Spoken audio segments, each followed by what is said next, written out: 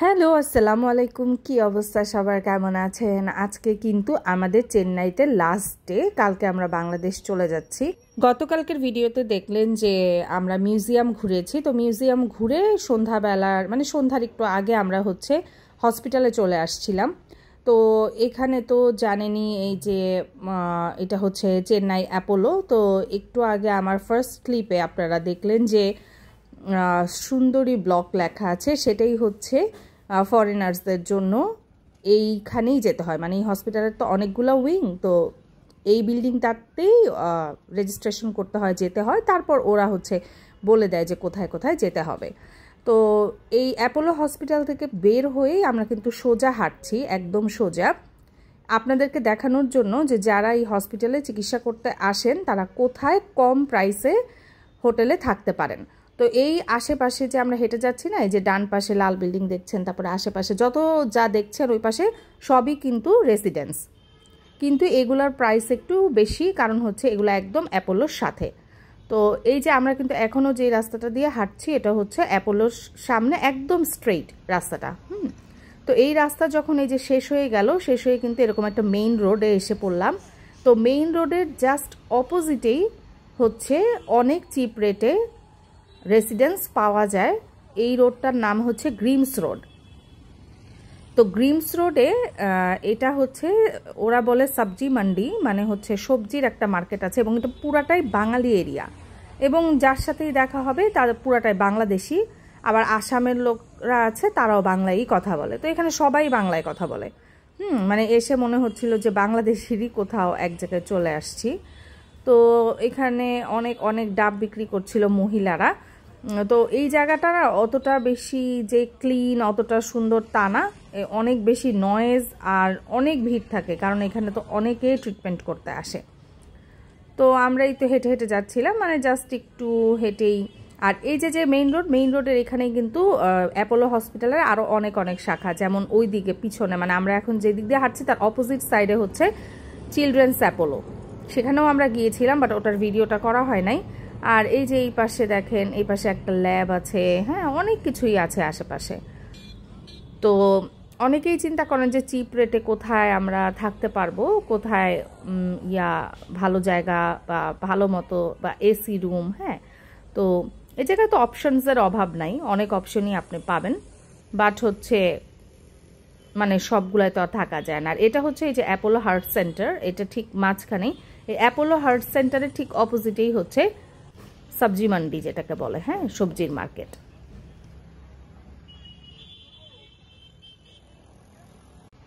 তো আমরা এই যে রাস্তা পার হয়ে এই রাস্তাটা, এটাকেই বলে সবজি বাজার, গ্রিমস রোড। তো এখানে অনেক অনেক ফলের মার্কেট, বিভিন্ন মার্কেট পাবেন, খুবই ক্যাওয়াটিক একটা এরিয়া, দেখে মনে হচ্ছিল যে পুরান ঢাকা। তো এখানে অনেক মানি এক্সচেঞ্জেরও দোকান পাবেন, অনেক কিছুই আছে। কিন্তু মানি এক্সচেঞ্জ করতে হলে কিন্তু আপনাকে তাদের সাথে কথা বলে দরদাম করে যেটা আপনার জন্য কনভেনিয়েন্ট হয় ওখান থেকেই কিন্তু করতে হবে। তো এই যে আমরা সোজা হেঁটে যাচ্ছি, সোজা এইখানেও সব রেসিডেন্স, কিন্তু আমরা যেখানে থেকেছিলাম ওটাই আপনাদের সাথে শেয়ার করছি। আমরা এই যে গলিটায় ঢুকে জাস্ট লাস্ট মাথায় চলে আসছি, লাস্ট মাথায় এসেই আমরা জাস্ট লেফটে টার্ন নেব। বাম সাইডে যেই আবার সোজা ওই যে পিঙ্ক কালার বিল্ডিংটা দেখছেন না, ওইটা বরাবর সোজা হেঁটে যাব, ঠিক আছে? এই যে একটু কার্ভ এই রাস্তাটা। তো এখান থেকে এই যে এখানে অনেকগুলা সিলভারের জিনিসপত্র, তারপরে বাজার আছে, কারণ এখানে কিন্তু সবাই রান্না করে খায় ম্যাক্সিমাম। সবাই বাংলাদেশি এখানে, তো সবাই রান্না করে খায়। তো এই কারণে এখান থেকে অনেক সুবিধা, এখানে মাছ আসে, অনেক সুন্দর সুন্দর মাছ, কিন্তু ওরা বড় মাছগুলাকে খুব সুন্দর করে পিস করে সেল করে। তো এই যে আমরা কিন্তু একটু কার্ভ যে রাস্তাটা ওটাতে সোজা ঢুকে গেলাম, লেফটে আরেকটা রাস্তা পড়বে, কিন্তু সেটাই আমরা যাই নাই। তো সোজা চলে আসলেই এই যে এটা আমাদের রেসিডেন্স, রয়্যাল রেসিডেন্সি। তো রয়্যাল রেসিডেন্সিটা দেখতেও সুন্দর ছিল। এখানে আরও যেগুলো দেখেছি এগুলো দেখতে এত সুন্দর ছিল না, একটু নোংরা টাইপ ছিল, কিন্তু এইটা মোটামুটি চলে আর কি, মন্দের ভালো আর কি। এখানে আমাদের এসি রুম ছিল, 2টা ব্যালকনি সহ, অনেক রুমই আছে এখানে। 1000 টাকায়ও রুম পাওয়া যায়, ওখানে দরদাম করতে হয়, প্রচুর দরদাম করতে হয়। তো আমাদেরকে লাস্টে এই রুমটা 1700 রুপিতে দিয়েছিল, কারণ এটার হচ্ছে 3 বেডের ছিল। আমরা ইচ্ছা করেই 3 বেড নিয়েছি, 2 বেড নিলেও হইতো, কিন্তু 3 বেডই নিচ্ছি। আর হচ্ছে 2টা বারান্দা আর এসি সহ, আবার নন এসিগুলো আরও কম দাম। তো এখানে এই যে ছোট্ট একটা কিচেন ছিল, ওয়াশরুম ছিল, এগুলো খুব মেসি অবস্থায় আছে, কারণ হচ্ছে আমরা ডাক্তারের কাছে দৌড়াদৌড়ি করতে করতে আর এটা গুছাইতে পারি নাই। কিন্তু এটা অতটা বেশি যে ক্লিন ছিল এরকম না, অত ক্লিন ছিল না, হ্যাঁ, কিন্তু বাজেট হোটেল ছিল। তো এরপরে এই যে সকালবেলা, পরের দিন সকালে হচ্ছে আমাদের ফ্লাইট। তো সকাল সকাল কিন্তু আমরা এয়ারপোর্টে চলে আসছি, এসে হচ্ছে লাগেজগুলোকে আমরা মেপে নিয়েছি। আর সব থেকে মজার বিষয় হচ্ছে লাগেজগুলো একদম যতটুকু ছিল, মানে আমাদের ক্যাপাসিটি, মানে 30 কেজি করে ইচ। তো একেবারে 30 কেজি করেই হয়েছে, মানে একটু এদিক সেদিক হয় না। একটা হচ্ছে 29.5 এরকম, 29.5 কেজি, বাকিগুলো 30 কেজি এরকম। তো আমরা মেপেই এনেছিলাম, তারপর একটু আন্দাজের উপরেই মেপেছি। এবার লাগেজ মাপার মেশিন ছিল না আমাদের কাছে। তারপরে এখানে এই যে ফ্রিতে লাগেজ মাপা যায় এয়ারপোর্টে, মানে এটা সেলফ সার্ভিস। তো এখানে এটা অন ছিল সকাল সকাল। তো আমরা এখান থেকেই কিন্তু সব লাগেজগুলো নিজেরাই চেক করে নিয়েছি যে মানে ঠিকঠাক ওয়েট আছে কি না। আর আমরা হোটেল থেকে আসার সময় লাগেজগুলোকে নিজেরাই করেছিলাম র্যাপার দিয়ে। আমি র্যাপিং পেপার ওই যে ইন্ডিয়া থেকেই কিনে নিয়েছি, আশেপাশে যে সুপার শপ আছে ওখান থেকে কিনে নিয়েছিলাম, কারণ মানে এয়ারপোর্টগুলোতে র্যাপিং করতে তো অনেক বেশি প্রাইস লাগে। আমি শ্রীলঙ্কা থেকে অনেক টাকা দিয়ে, মানে ওদের 2400 রুপি দিয়ে একটা লাগেজ প্যাক করে আনছি। আমাদের দেশে যেরকম লাগেজ র্যাপিংয়ের প্রাইসটা কম, হ্যাঁ, 300 টাকা মনে হয়, 300 টাকা দিয়েই লাগেজ প্যাক করা যায়, কিন্তু সব জায়গায় কিন্তু এরকম না। যেমন আমি ইউএসএতে গেছি যখন, তখন আসার সময় আমার একটা লাগেজ র্যাপ করতে হয়েছিল, সেটাও অনেক মানে অনেক ডলারই নিছে, আমার এখন খেয়াল নাই। আবার হচ্ছে শ্রীলঙ্কাতে 2400 রুপি। তো এয়ারপোর্টটা, এটা হচ্ছে মা ইন্টারন্যাশনাল এয়ারপোর্ট চেন্নাই। এয়ারপোর্টটা কিন্তু অনেক বেশি সুন্দর, পরিষ্কার পরিচ্ছন্ন, আমার তো খুব পছন্দ হয়েছে। মানে চেন্নাইয়ের মতো জায়গায় এত সুন্দর একটা এয়ারপোর্ট, মানে ভালো লাগছে, আমার এক্সপেকটেশনের বাইরে ছিল এটা। তো আমরা যখন আসছি আমরা অনেক বেশি আর্লি চলে আসছি, তার জন্য কিন্তু এখনও বোর্ডিং মানে পাস আমাদেরকে দিচ্ছে না, এখনও ওদের আগের ফ্লাইটটার বোর্ডিং পাস দিচ্ছিল, তো আমাদেরটা এখনও ওপেন হয় নাই। তো আমরা এই কারণে একটু কফি খেলাম, তারপরে হচ্ছে আমার ছেলে একটু জুস খেলো এখানে একটা দোকান থেকে এয়ারপোর্টের ভিতরে। এই যে এগুলো হচ্ছে আগের ফ্লাইটেরটা এখনও চলছে, এটা শেষ হলে আমাদেরটা ওপেন হবে। তো আমরা এই তো একটু ঘোরাঘুরি করছিলাম আর ওয়েট করছিলাম। এখন হচ্ছে আমাদেরটা ওপেন হবে, তো এই কারণে সবাই ওয়েট করছে, লাইনে দাঁড়িয়ে গেছি আমরা। তো আমার ছেলে টায়ার্ড হয়ে এই ট্রলিতেই বসে পড়েছে। তো আমরা চেক ইন কমপ্লিট করলাম, সব কিছু ডান করে ওদের গেটের কাছাকাছি যাচ্ছিলাম। তো গেটের কাছে এসে ওই ডিউটি ফ্রি শপগুলো একটু ঘুরছিলাম। আর এখান থেকে আমি একটা ফ্রিজ ম্যাগনেট কিনেছি, কারণ হচ্ছে চেন্নাইয়ের অন্য কোথাও আমি ফ্রিজ ম্যাগনেট পাই নাই। তো আমি কিন্তু যেখানে যাই ফ্রিজ ম্যাগনেট কালেক্ট করার চেষ্টা করি। তো এখানে দেখলাম অনেক সুন্দর একটা ফ্রিজ ম্যাগনেট পেয়ে গেলাম, চেন্নাই লেখা। তো সেটাই আমি কিনলাম, কিনে একটু হাঁটাহাঁটি করছি, প্লেনের জন্য ওয়েট করছি। বাট আজকের ওয়েদারটা খুবই খারাপ, তো এটার জন্য একটু টেন্সড যে কি হবে। মানে ফ্লাইটের শিডিউলটাও মানে প্রায় 3 ঘন্টা পেছালো ঝড়ের কারণে, প্রচণ্ড ঝড় হচ্ছে বাইরে। তো আমরা খুব বিপদেই পড়ে গেছি। আমাদের ফ্লাইট ছিল ইন্ডিগোতে, কিন্তু ইন্ডিগো এই ঝড়ের কারণে ফ্লাইটটাকে ক্যান্সেল করলো। তারপর ওরা আর ফ্লাইটটা ছাড়বেই না, তো আমরা আবার ওই টিকিট ক্যান্সেল করে ইউএস বাংলার টিকিট কাটলাম। ইউএস বাংলা ছাড়বে আজকে, কিন্তু হচ্ছে প্রবলেম যেটা সেটা ইউএস বাংলা 3 ঘন্টা 3.5 ঘন্টা ফ্লাইটটা ডিলে করলো। তো আমরা এখানে ওয়েট করছি যে কখন আসলে আবহাওয়াটা ঠিক হবে আর কখন আমাদের ফ্লাইটটা আমরা মানে এখান থেকে স্টার্ট করতে পারবো। তারপরে তারপরে কি হয়েছিল? তারপরে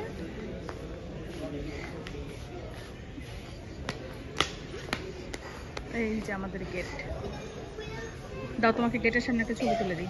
তো ফাইনালি আমাদের প্লেনটা চলে আসছে, কিন্তু এটা কিন্তু ইউএস বাংলা মানে রেন্টে প্লেন নিয়েছে, অন্য আরেকটা প্লেন, এটা ইউএস বাংলা লেখা নাই, মাঝে মাঝে যে প্লেন রেন্টে নেয় সেরকম। তো এটা দেখে আমরা আরও টেনশনে পড়ে গেলাম যে এমনিতেই ওয়েদার ভালো না, তারপরে আমি জানি না যে আসলে কি হবে। তো সামনে যে একটা বিশাল মানে ভয়ঙ্কর একটা অভিজ্ঞতা আমাদের জন্য ওয়েট করছিল সেটা কিন্তু আমরা এখন পর্যন্ত জানি না। তো এখানে হচ্ছে প্লেনটাকে চেক করে নিচ্ছিল, তারপরে হচ্ছে আমাদের লাগেজগুলোকে তুলছিল, তা আমরা এখানে বসে বসে দেখছি। এখনও অ্যানাউন্সমেন্ট আসে নাই যে প্লেন কখন ছাড়বে বা একটা টাইম যে মানে ফিক্স করে দিবে সেটা দেওয়া হয় নাই। এর জন্য ওয়েট করছি যে আরও কতক্ষণ ডিলে হয় কে জানে। তো প্লেনের গেটটা এখন প্লেনের দরজার সাথে লাগাবে, তো সেটাই আমি একটু ভিডিও করে নিচ্ছিলাম যে দেখতে কিন্তু অনেক সুন্দর, আপনারাও দেখতে থাকেন। ভাবছি কি জানো যে সাইডে আসবে না, ও গেট, ও আচ্ছা এই গেট, ইঞ্জিন কি এখনই চলতে থাকবে, স্পিড কমায় রাখছে।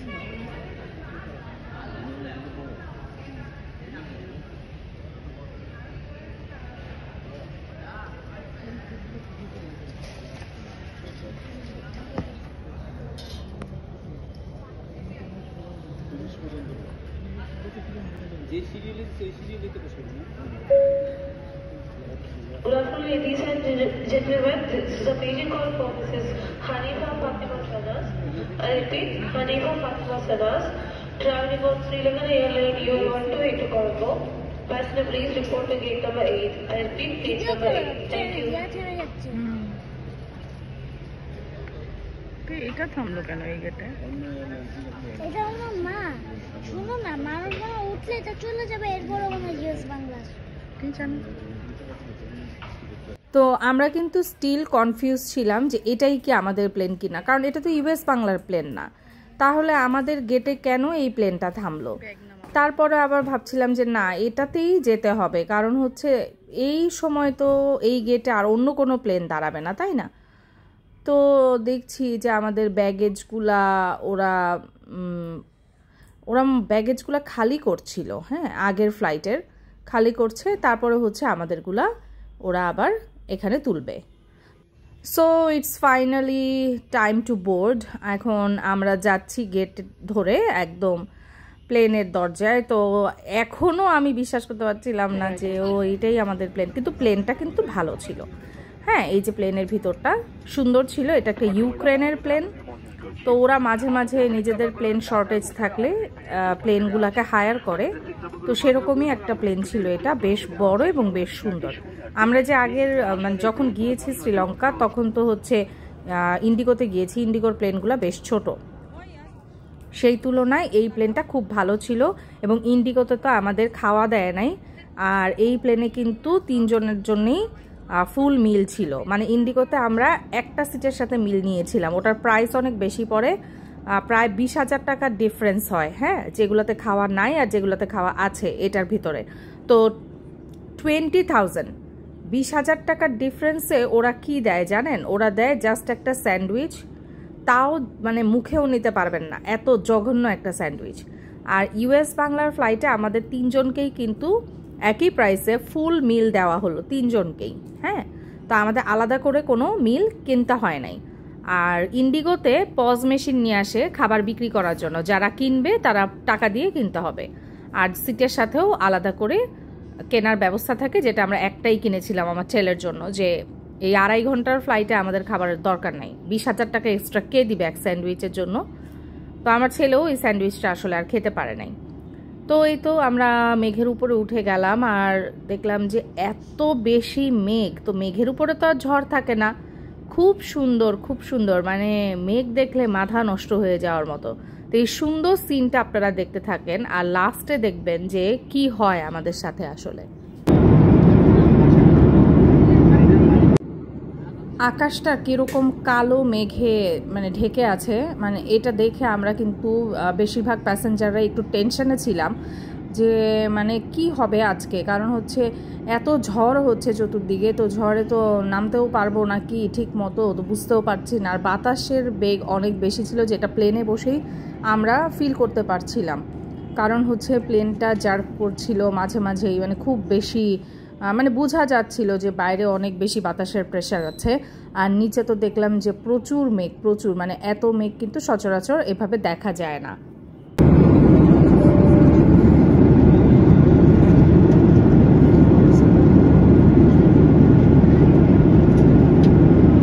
প্লেনটা যখন নামতে শুরু করলো পুরাটা কিন্তু মেঘে প্লেনটা ঢেকে গেল। হ্যাঁ, একদম মেঘের মাঝখান দিয়ে প্লেনটা নিচে নামছে। তো এটাই হয় যে মেঘের মাঝখান দিয়েই নিচে নামে, বাট এমন সিন কিন্তু সচরাচর হয় না। খুব বেশি বাতাস ছিল, মানে প্লেনটা অনেক বেশি কাঁপছিল। আর মানে আমরা সবাই দোয়া পড়ছিলাম প্লেনে, সবাই খুব ভয় পাচ্ছিলাম আসলে ওই মুহূর্তটায়। আমি তো আমার ছেলেকে শক্ত করে হাত ধরে রাখছিলাম আর ওকে বলছিলাম যে তুমি যত দোয়া পারো, ও মাশাআল্লাহ অনেক দোয়া পারে। তো ওকে বুঝতেও দিচ্ছিলাম না যে কোনো একটা মানে বিপদ হয়তো আমরা ফিল করছি, বাট ওকে বলছিলাম যে তুমি যত দোয়া দরুদ পড়ো সব পারো সব পড়তে থাকো, কারণ হচ্ছে প্লেনে যাতায়াত তো এমনিতেই একটু রিস্কি, তাই না, মানে সব কিছুরই রিস্ক আছে আসলে। তো ওকে বলছিলাম যে তুমি সব দোয়া পড়ার। এই দিক দিয়ে আমি দোয়া পড়তে পড়তে পড়তে পড়তে আমার পুরা মুখ ব্যথা হয়ে গেছে, এরকম অবস্থা, মানে 1 সেকেন্ডের জন্য বাদ দিচ্ছি না। তো প্লেনটা তো আস্তে আস্তে নামতে শুরু করলো, মেঘ একটা মানে স্তর থেকে আরেকটা স্তর নিচে নেমে যাচ্ছে। তো বেশ ঝাঁকুনি খাচ্ছে, জার্কিং হচ্ছে, বাট মানে মনের ভিতরে তো আসলে কি চলছে তখন সেই মুহূর্তে মানে এটা বলে বোঝানো যাবে না। এই দেখেন মানে পুরা অন্ধকার হয়ে যাচ্ছে, যত নিচে নামছে অন্ধকার হয়ে যাচ্ছে। এত দোয়া পড়ছি, হঠাৎ করে প্লেনের লাইট অফ করে দিল, সব কিছু বন্ধ করে দিল। মানে এই মুহূর্তটা ছিল সব থেকে ভয়ঙ্কর। তারপর আমাদের তো হাত পা কাঁপছে, মানে আমরা তো এরকম এক্সপেরিয়েন্স কখনো আমাদের এর আগে হয় না। আমি সাথে সাথে ভিডিওটা বন্ধ করে দিই এবং সবাই জোরে জোরে দোয়া দরুদ পড়ছিল। আসলে কেন এরকম হয়েছে আমরা এখনও জানি না, মানে প্লেন ভীষণভাবে কাঁপছিল আর হচ্ছে সমস্ত লাইট বন্ধ হয়ে গেছিল। তারপরে অ্যাট দ্য এন্ড আসলে মানে আল্লাহরই রহমত যে আমরা ঠিকভাবে ল্যান্ড করতে পেরেছিলাম। আর ল্যান্ডিংটা অনেক বেশি কষ্টের ছিল, মানে মনে হচ্ছিল যে অনেক বেশি ঝাঁকুনি খাচ্ছে, এমন খুবই ভয়ঙ্কর অভিজ্ঞতা ছিল। তো এটা ঝড়ের কারণে আমি এরকম এক্সপিরিয়েন্স কখনো করি নাই। তো যাই হোক, আল্লাহর রহমতে আল্লাহ আল্লাহ করে আমরা যখন মানে রানওয়েতে পৌঁছালাম এবং প্লেনটা ব্রেক করলো, তখন জাস্ট আমাদের আত্মায় পানি চলে আসলো এরকম। তো এই ছিল আজকের ভিডিও, কেমন লাগলো আমাকে জানাবেন। আর যদি ভালো লাগে আমার চ্যানেলটা প্লিজ সাবস্ক্রাইব করে দিবেন, লাইক কমেন্ট শেয়ার দিয়ে পাশে থাকবেন। Tata, bye bye.